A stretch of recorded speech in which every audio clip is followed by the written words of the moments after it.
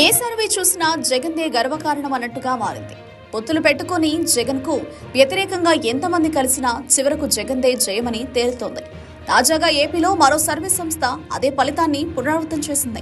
జాతీయ స్థాయిలో సర్వే చేపట్టింది. పార్లమెంటు స్థానాల ప్రాతిపదికన ప్రజాభిప్రాయాన్ని సేకరించింది.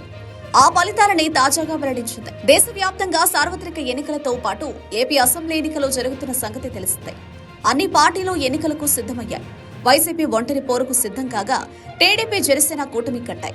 ఈ కూటమిలోకి బీజేపీ రానున్నట్లు ప్రచారం జరుగుతోంది. మరోవైపు కాంగ్రెస్ పార్టీ యాక్టివ్ అయింది. వామపక్షాలతో కలిసి ఇండియా కూటమిగా పోటీ చేయనుంది.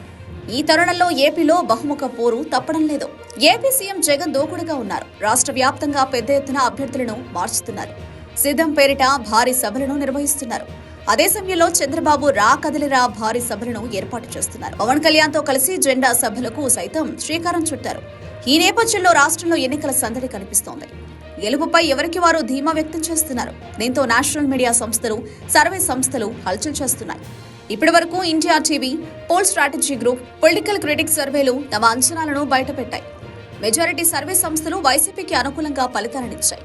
తాజాగా జీ న్యూస్, మ్యాట్రిక్స్ సంస్థ ఒపీనియన్ పోల్ ను వెల్లడించింది. దేశవ్యాప్తంగా అన్ని లోక్సభ నియోజకవర్గాల్లో ఈ సంస్థ సర్వే చేపట్టింది. కేంద్రంలో అధికారంలోకి రాబోయే పార్టీని తేల్చేసింది. కేంద్రంలో ఎన్డీఏ సంకీర్ణ కూటమి మూడోసారి అధికారంలోకి వస్తుందని స్పష్టం చేసింది. 377 స్థానాలతో కేంద్రంలో ప్రభుత్వాన్ని ఏర్పాటు చేస్తుందని తెలిపింది.